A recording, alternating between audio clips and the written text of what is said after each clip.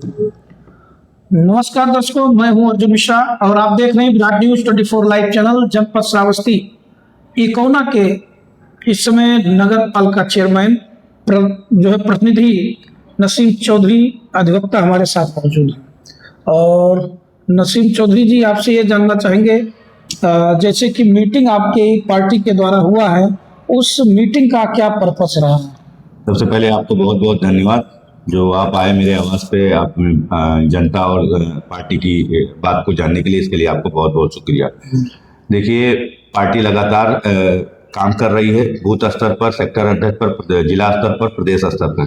परसों हमारी पार्टी की भाईचारा कमेटी की मीटिंग हुई है। इस पर आदरणीय हमारे प्रदेश अध्यक्ष श्री विश्वनाथ पाल जी ने भाईचारा में सभी भाईचारा के लोगों को, जैसे दलित हुआ, जैसे राजपूत हुआ, जैसे ओबीसी हुआ, जैसे ब्राह्मण हुआ, सभी समाज के लोगों को बुलाकर एक भाईचारा मीटिंग की है, जिसमें उन्होंने यह संदेश दिया है कि आने वाले समय में सभी समाज के लोगों को जुटकर उत्तर प्रदेश में बहन जी को 5वीं बार मुख्यमंत्री बनाने का काम करेंगे। उन्होंने साथ साथ एक टाइटल जैसे समाजवादी पार्टी ने दिया है पीडीए, उन्होंने एक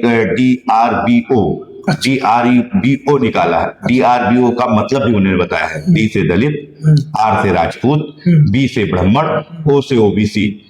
ये 4 समुदाय के लोग साथ में दलित मुस्लिम को जोड़कर उत्तर प्रदेश में बहन जी को 5वीं बार मुख्यमंत्री बनाने का काम किया है। और DRBO का मतलब भी पूरी तरीके से वहां जितने भी भाईचारा कमेटी के लोग बैठे थे सभी को बताने का काम किया कि इसको लेकर जाओ और क्षेत्र में इस मंत्र को बताकर सभी समाज को इकट्ठा कर हमारे साथ इस बार इतनी कड़ी मेहनत के साथ बहन जी की सरकार को बनाना है।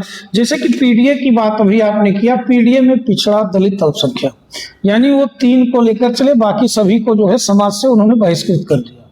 जैसे आपका जो फार्मूला आपने तैयार किया DRBO, यानी दलित, राजपूत, ब्राह्मण, अल्पसंख्यक, इन 4 को आपने लिया और इसमें से 2 लोगों को तो पीडीए में गायब है। पीडीए के लोग कह रहे हैं, खैर पीडीए बनाया लेकिन पीडीए में वो समीकरण नहीं रखा गया, लेकिन अब वो कह रहे हैं हम इनको चाहते हैं, वो हमारे पास है। तो ऐसी दशा में बहन जी ने का एक नारा उन्होंने ले लिया। हमने देखा है कई लोग कह रहे हैं सर्वजन हिताय सर्वजन सुखाय, पीडीए के लोग नारा लगा रहे हैं ये, जबकि मायावती जी का नारा है। जब 2005 में सरकार थी मायावती जी का, तो उनकी बसें पर हमने देखा था सर्वजन हिताय सर्वजन सुखाय चल रहा था। आज उस नारे को पीडीए ने ले लिया। देखिए, पीडीए फ्रॉड पार्टी है, ये हमेशा फ्रॉड करती है। इन्होंने आज तक ए का मतलब नहीं बताया कि ए का मतलब अगड़ा है कि ए का मतलब अल्पसंख्यक है। हमने अभी आपने पूछा तो हमारे आदरणीय प्रदेश अध्यक्ष विश्वनाथ पाल जी ने सीधा सीधा बता दिया है कि D से दलित, R से राजपूत, B से ब्राह्मण, O से ओबीसी, अल्पसंख्यक मुसलमान और तमाम जो पिछड़ा जात के हैं उसमें यादव हैं और तमाम गुप्ता हैं, सोनी हैं, कश्यप हैं, तमाम जितने भी जातियां हिंदू समाज की है वो O का मतलब है, जिसमें अल्पसंख्यक भी आता है। बहन जी ने और प्रदेश अध्यक्ष जी ने ये जोड़कर समाज में यह बताने की कोशिश की, इस नारे के साथ कोशिश किया। रही बात सर्जन हिताय और सर्जन सुधाय की बात, सरकार जब बनी थी उससे पहले भी यह नारा था, आज भी नारा है। 22 तारीख को अयोध्या में मीटिंग होने जा रही है बीके सीट पे और बीकापुर सीट पे, वहां भी आप सर्जन हिताय की बोर्ड लगी रहेगी और सर्जन हिताय और सर्जन सुखाय को लेकर बहन जी को हम लोग उत्तर प्रदेश में 5वीं बार मुख्यमंत्री का बनाने का काम करेंगे। रही बात समाजवादी की, समाजवादी हमेशा अपराध, झूठ, फरेब, गुंडागर्दी की ही बात करती है।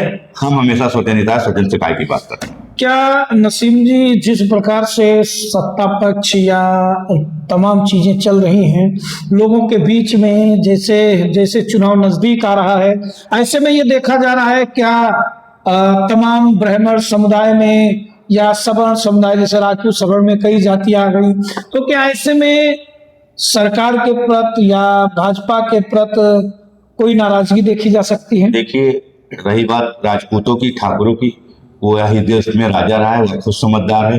रही बात ब्राह्मण की, ब्राह्मण भी अपने विचारधारा से वो जानता है कि मुझे कहाँ रहना है, कहाँ मेरी इज्जत हो रही है। मैंने बताया कि बीच में वो चला, क्या नाम है, यूजीसी यूजीसी चला, उस पर लेकर सबलर चाहे ठाकुर हो चाहे पंडित हो सब नाराज हैं।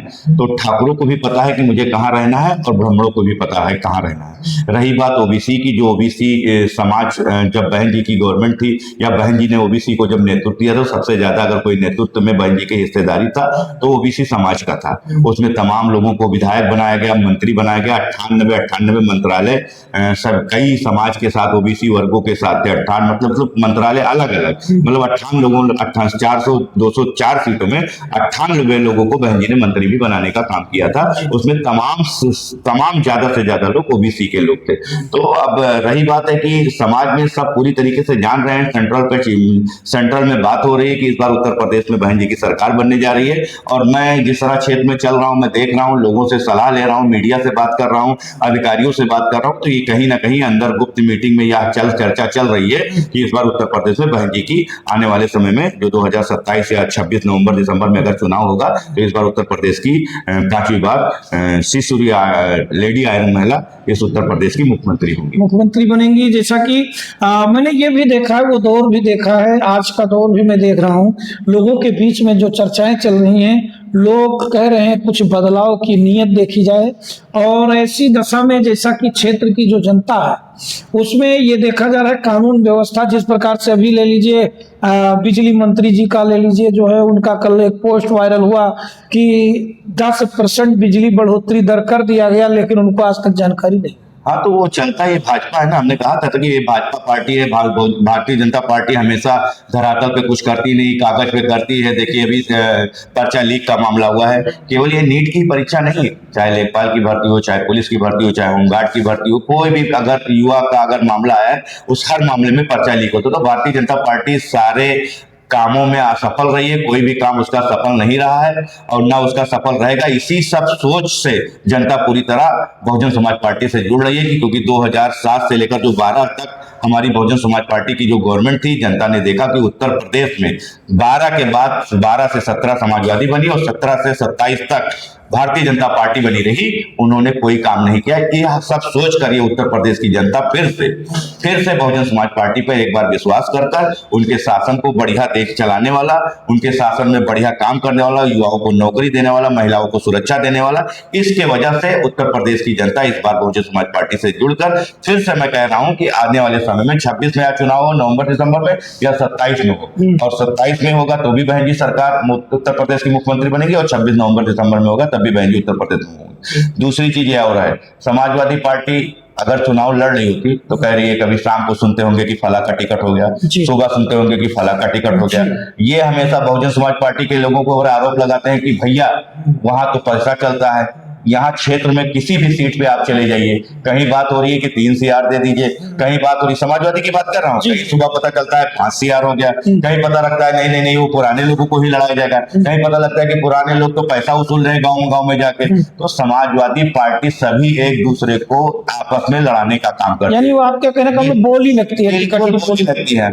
हमने कहा, बहन जी ने, आदरणीय प्रदेश अध्यक्ष जी ने कहा, मीडिया ने सवाल पूछा तो उन्होंने कहा कि संभवतः पूरा है कि 100 टिकट जिसमें प्रत्याशी और प्रभारी के रूप में आदरणीय जो हमारे बहन जी ने जिसको भी अपने आदेश के आदेशानुसार अयोध्या में बीकापुर सीट पे भेजेंगी, जहां जिला स्तरीय मीटिंग का जो कार्य रखा गया है, उस मीटिंग में आने 22 तारीख को, इसी 22 तारीख को कम से कम 100 सीटें, चाहे उसमें प्रत्याशी होंगे चाहे प्रभारी होंगे, लेकिन 100 सीट हम लोग घोषित करने के लिए बहन जी का आदेश हो चुका है। तो आज समाजवादी पार्टी कह रही है, तो मैं सुनता हूँ ये श्रावस्ती विधानसभा की बात सुनता हूँ, कहीं कि शाम को पता लगता है कि इनका टिकट हो गया है, अब बाराबंकी रुका था, आग बाराबंकी रुका है, आ जाएगा, पता लगता है सुबह पहुंच गए वहां फलाने जने, तो पता लगता है कि अब उनका टिकट हो रहा है, बाराबंकी वाले को रिटर्न बुलाया गया है। तो ये अपनी सीटों पे, चाहे श्रावस्ती हो, चाहे भिरगा हो, और देवी पाटन मंडल के मैं हर सीटों पे देख रहा हूँ, समाजवादी पार्टी खाली भीड़ इकट्ठा करने के लिए, समाजवादी पार्टी अपनी पार्टी का प्रचार कराने के लिए सभी को दावत देती है। अभी महिला बोली लगवाती है, दावत देती है, बोली लगवाती है। अभी पता चले कोई कहते कि चलिए आपको ही टिकट दिला देते हैं, हैं तो पता लगेगा हमको भी उसी में भीड़ में लगाए। तो ये समाजवादियों का काम है, ये हमेशा एक दूसरे को लड़ाने का काम करते हैं। मैं हमेशा देख रहा हूँ, इस सीट पे खास तौर के देख रहा हूँ कि कहा जाता है बस 1 साल पहले टिकट हो जाएगा। अभी पूर्व विधायक ने कहीं बयान दिया था, असलम रायनी ने कहा था कि बस जनवरी तक मेरी टिकट हो जाएगी। जनवरी बीत गया, फरवरी बीत गया, मार्च बीत गया, अप्रैल आ गया, मई जून आ गया, लेकिन टिकट कहीं कहीं कुछ कहीं दिख ही नहीं रहा है। तो समाज में केवल बेवकूफ बनाने का काम समाजवादी पार्टी करती है, बोली लगाती है। जिसकी बोली अंतिम बोली होगी, सबसे ज्यादा होगी, उसी को समाजवादी पार्टी टिकट देगी। इस पे आपने श्रावस्ती का लोकसभा 58 देखा ही है, चाहे वो गठबंधन में चुनाव हुआ हो, चाहे गठबंधन में समाजवादी इंडिया अलायंस पे चुनाव हुआ है। जो बोली सबसे ज्यादा समाजवादी पार्टी को लगा लेगा, वो समाजवादी पार्टी में टिकट पा जाएगा। अब कार्यकर्ता जो समाजवादी पार्टी का यहाँ काम कर रहा है, उसको तो टिकट मिलना नहीं है, चाहे वो यादव समाज का हो, चाहे मुस्लिम समाज का हो। जो बोली लगा लेगा, जिसके पास पैसा हो, चाहे बाहरी हो चाहे घर का हो, जो पैसा लगा लेगा, खाली ये बहुजन समाज पार्टी को बदनाम करती है। हम तो देख रहे हैं कि जब से मैं अगस्त में शामिल हुआ हूं, तब से बहुजन समाज पार्टी ने हमें कई बार आशीर्वाद दिया और कहा कि इंशाल्लाह आप क्षेत्र में जाइए चुनाव को। कहीं पैसा का कोई बात नहीं है, मैं खुद ही चुनाव लड़ रहा हूँ, मुझे अगर पार्टी ने मौका दिया तो मैं खुद ही लड़ूंगा कहीं। लेकिन समाजवादी पार्टियों की तो हर दिन हर गांव और हर क्षेत्र में यह चर्चा रहता है, बूथ स्तर तक चर्चा रहता है कि जो वहां ज्यादा पैसा दे देगा। कई लोग तो लाइन में लगे हुए हैं, अभी तक पार्टी नहीं ज्वाइन किए हैं। पता लगता है शाम को 3, सुबह 5, फिर 4, फिर 2, ऐसे ही बढ़ता घटता रहता है। और कई लोग रुख देख रहे हैं तब टिकट मांगा, रुख देख रहे हैं। तो वो लोग, किसी का पता लग रहा है कोई मंत्री विधायक ने 50 जमा कर लिया, किसी का 1 CR जमा कर लिया, पता लग रहा है अभी राष्ट्रीय अध्यक्ष से बात नहीं हो पाई है, बस कल क्लियर होगा। ऐसे ऐसे मतलब ये समाजवादियों की नीति हमेशा शुरू से बनी रही है कि जो सबसे ज्यादा पैसा देगा उसको अंतिम टिकट मिलेगा। तो समाजवादी का कोई रुख है ही नहीं कि कौन टिकट रहेगा। मैं अपनी पार्टी की बात कर रहा हूँ कि ऊपर वाले ने चाहा कि 22 तारीख को जो अयोध्या में मीटिंग जिला स्तर होने जा रही है, उसमें ऊपर वाले ने चाहा और श्रावस्ती के क्षेत्र की जनता में अगर आशीर्वाद और दुआ हमारा बना रहेगा तो आने वाले समय उस लीड में चाहे प्रभारी के रूप में और चाहे प्रत्याशी के रूप में समय में मेरा नाम जरूर रहेगा। ये मैं मतलब आप लोगों को आश्वासन इस क्षेत्र के लोगों को देता हूं कि मुझे पूरी विश्वास है कि बहन जी चाहे उसमें प्रभारी में बनाएंगी चाहे प्रत्याशी बनाएंगी। ये मैं अपनी बात कर रहा हूँ, बहुजन समाज पार्टी में मैं लगातार काम कर रहा हूँ। इससे मेरी लोकप्रियता को देखकर आदरणीय प्रदेश अध्यक्ष जी और तमाम लोगों के जरिए हो सकता है हमें क्षेत्र में इस बार आने वाले समय में अगर 100 सीटों पे वहां अगर प्रत्याशी घोषित होगा तो उसमें जरूर मेरा प्रभारी या प्रत्याशी के रूप में जरूर होगा। जैसा कि 2005 में जब आपकी पार्टी चुनाव लड़ी थी तो उसमें 85 कैंडिडेट समथिंग 105 सवर्ण लोगों को बीजेपी जो है बसपा ने टिकट दिया था और सभी कैंडिडेट जीत के आए थे। वही एक परचम था कि सवर्ण जीत के आए और उन्हीं का देखा दूनी 2012 में मुलायम सिंह जी, उसमें स्वर्गीय मुलायम सिंह जी ने टिकट दिया लगभग 85 सवर्णों को, फिर वो सत्ता में आए। और तो क्या ये सब प्रकरण जो सवर्णों का मैटर जो उत्तर प्रदेश में सवर्णों की मेन भूमिका रही है, जैसे सवर्ण की कई जातियां हैं, ब्राह्मण है, ठाकुर है, कायस्थ है और तमाम तरह जैसे पठान है आप लोगों में, तो ऐसे प्रकार के सवर्ण की जातियां बहुत तगड़ी मानी जाती है और इनकी निर्णायक भूमिका भी मानी जाती है। तो क्या ऐसे में क्या इस बार भी बहुजन समाजवाद पार्टी के तरफ से बेहतर तरीके से सवर्णों पर ज्यादा दांव खेला जाएगा? बिल्कुल खेला जाएगा और सवर्णों का हमेशा इस प्रदेश में और इस देश में हिस्सा रहा है। उस हिस्से के हिसाब से यहाँ उत्तर प्रदेश में मैं जान रहा हूँ, अगली बार भी नहीं बहन जी ने सवर्णों पर भरोसा किया था, उससे पहले भी किया था और साथ में जब गवर्नमेंट बनाई थी तब भी भरोसा किया था। इस बार भी 100 से ज्यादा टिकट हमें जो लग रहा है, मैं अपनी विचारधारा बता रहा हूँ, हमें जो लग रहा है, जो हमने सोचा है कि 100 से ज्यादा इस बार सवर्णों को 6 सीट बहन जी देंगी, जिसमें ठाकुर होगा, पंडित होगा, पठान होगा, कश्यप होगा, जितनी भी सवर्णों में जातियां आती हैं उसमें 100 से ज्यादा सीट सवर्णों की रहेगी। उसमें ओबीसी की भी मात्रा रहेगी। सारी रिकॉर्ड बन चुकी है, सब बहन जी के हाथ में है, एक एक करके फैसला होने जा रहा है। 22 तारीख को जो हम लोग वहाँ जो हमारी मीटिंग होने जा रही है 22 तारीख को अयोध्या में, वहीं से प्रभु श्री राम के अयोध्या से हम लोग वहाँ बहन जी वहाँ शुरू करने का काम करने जा रही हैं। ये आपको जल्द ही पता चल जाएगा। राम जन्मभूमि से? जी बिल्कुल, राम जन्मभूमि से बहन जी वहीं से शुरुआत करने जा रही है। पहली रैली होने जा रही है, मीटिंग होने जा रही है। उस रैली में आपको पता, उस मीटिंग में आपको यह पता चल जाएगा कि 100 सीट में कितने सवर्ण का है, कितने ओबीसी का है, कितने दलित का है, कितने अल्पसंख्यक का है। बिल्कुल पर्दा सब साफ है। आने वाले समय में 22 इसी तरह थोड़ा सा धैर्य रखिए। अब लिस्ट बहन जी के पास है, उसमें किसका नाम है, क्योंकि पहले ही बता चुका हूं कि हमारे यहाँ एक नेता है, वो है बहन जी। बहन जी का ही फैसला जो आएगा उस फैसले का हम सम्मान करेंगे। आपके जनपद श्रावस्ती में 2 विधानसभा सीटें हैं, आपका श्रावस्ती है, आपका भिलगा। दोनों सीटों पर बहन जी समीकरण देखकर ही सीटें देंगे। तो ऐसा क्या लगता है, क्योंकि भिनगा विधानसभा में उन्होंने 2 बार मुस्लिम कैंडिडेट को टिकट दिया लेकिन वो डिफीट खाते चले गए, तो क्या इस बार जो समीकरण है बदलता हुआ नजर रहेगा? लगता है श्रावस्ती 290 में मुस्लिम कैंडिडेट टिकट मिले, या हो सकता है भिनगा विधानसभा में ब्राह्मण कैंडिडेट दिया जाए? क्या इस पर कुछ दांव खेला जा सकता है? टिकट बात में कोई संविधान तो है नहीं कि दोनों पे ब्राह्मण नहीं लड़ सकता, या दोनों पे मुस्लिम नहीं लड़ सकता, या दोनों पे ठाकुर। लेकिन जातीय समीकरण लोग बिठाते हैं पार्टी के। अगर जातीय समीकरण पूरे डेवी पाटन मंडल में 20 सीटें और 20 सीटों में जातीय समीकरण बैठाकर बहनजी जरूर टिकट देगी, ये आपको आश्वासन दे सकता हूँ।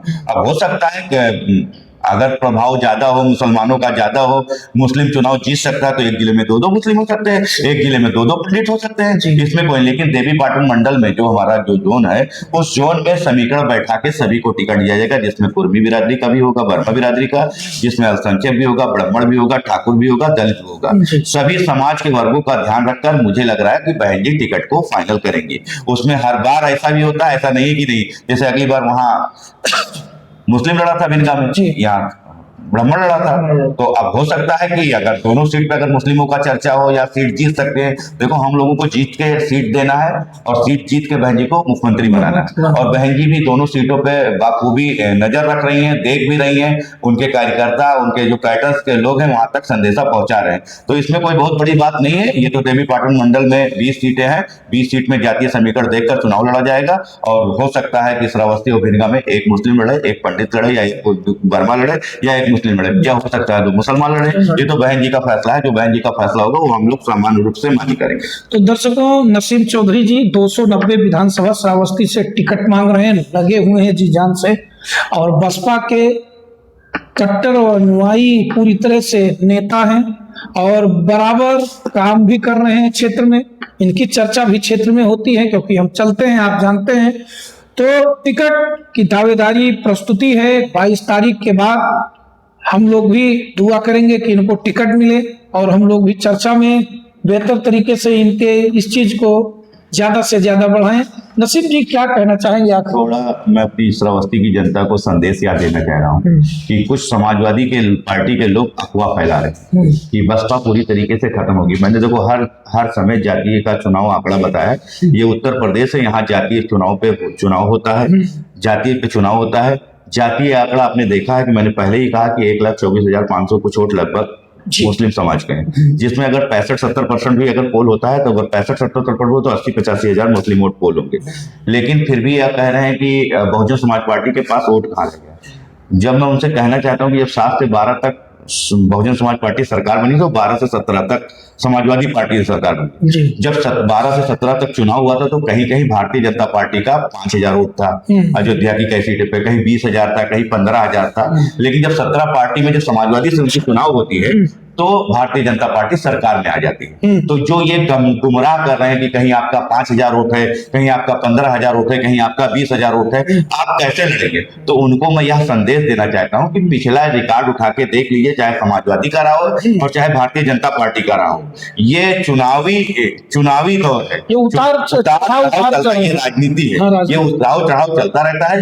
लेकिन समीकरण के हिसाब से देखा जा रहा है तो यह तय हो रहा है, या चर्चाएं चल रही है, यही नहीं सेंट्रल पे भी यह चर्चाएं चल रही है कि इस बार उत्तर प्रदेश की मुख्यमंत्री बहन कुमारी मायावती बनेगी। तो मैं इस बात को कहना चाहता हूं कि उस बात को समाजवादी जो गुमराह करके मुसलमानों का वोट काटने का काम कर रहे हैं, जिसको 10 सालों ने मुसलमानों ने उनको लगातार वोट दिया है, वो केवल गुमराह करके फिर से यह काम करना चाह रहे हैं कि फिर से भारतीय जनता पार्टी की सरकार बने। तो कौम के लोगों से मेरा यह निवेदन है, या रिक्वेस्ट है, या प्रार्थना है कि आप लोग 27 से पहले जो विधानसभा का चुनाव होगा, उसमें बहुत सोच समझ के किसी के गुमराह में मत आइएगा, क्योंकि 5,000 वोट पाने वाला व्यक्ति 1 लाख पाके विधानसभा में पहुंच सकता है, चाहे पार्टी हो चाहे वो व्यक्तिगत का मामला हो। ये हमेशा कोई दौर बराबर नहीं रहता कि कल आप 1 लाख पाए हो, क्योंकि अगली विधानसभा में देखा कि रमजान साहब को करीब 80,000 लगभग वोट मिला, और कांग्रेस से चुनाव लड़े तो 4100 वोट मिल गया। तो कभी भी 4100 पाने वाला हो सकता है 1 लाख से ऊपर भी चला जाए। मैं भी चुनाव लड़ रहा हूं, मैंने भी कांग्रेस से लड़ा था, वहां भिनगा में मेरी पत्नी लड़ी थी, बहुत बुरा हाल हुआ था। तो ऐसा नहीं कि पुराने रिकॉर्ड्सों को देख के चला जा रहा है। आज हमारा अपना क्षेत्र, वो हमारा दूसरा क्षेत्र था, मैं वहां पार्टी के कहने से गया था लड़ने। ये मेरा विधानसभा, इस विधानसभा में मेरे वालिद साहब लड़े थे, तब भी उनको 7,200 वोट मिला था जब वो निर्दलीय कैंपेन कर रहे थे, पहली बार सामान्य सीट हुई थी। 17 में मैं चुनाव नहीं लड़ा। यहाँ हमारे अल्पसंख्यक के लोगों ने कहा कि आप चुनाव मत लड़िए, नहीं तो भारतीय जनता पार्टी जीत जाएगी। मैं चुनाव नहीं लड़ा, भारतीय जनता पार्टी जीत गई। समाजवादी के लोग कुछ नहीं कर पाए, वो कहे कि मेरा चुनाव बेईमानी करके जीत लिए। फिर 17 के पास 22 में चुनाव हुआ। कुछ हमारे बनकटी के और कुछ हमारे समगढ़ा के समाज के लोगों ने कहा कि इस बार एक बार और मौका दीजिए, ये लोग बुजुर्ग हो चुके हैं, इनका आखिरी चल रहा है और आने वाले समय में आप नए हैं, युवा हैं, आपको जरूर मौका मिल जाएगा। 22 में भी चुनाव नहीं लड़ा।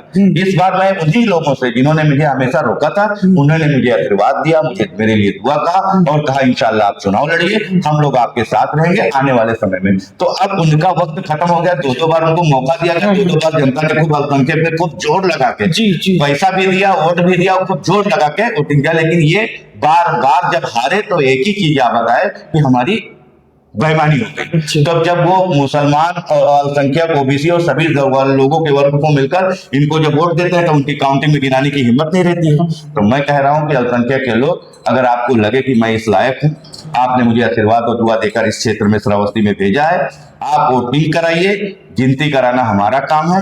ऐसे नगर में भी हालात थी, चर्चाएं थी कि ये गिनती नहीं करा पाएंगे। मैंने गिनती कराया, मेरी पत्नी नगर पंचायती काउंसिल से चेयरमैन हुई। मैं श्रावस्ती के लोगों को बस यही संदेश देना चाहता हूं कि आप जब क्षेत्र में जब चुनावी वोटिंग की बारी आए तो हाथी वाले चुनाव निशान पर बटन दबा दिए और आने वाले समय में जब काउंटिंग की बात होगी, मैं काउंटिंग गिना के आऊंगा। अगर आप लोग मुझे वोट देंगे तो मैं वहां से चुनाव जीतकर सर्टिफिकेट आप लोग के बीच में आऊंगा।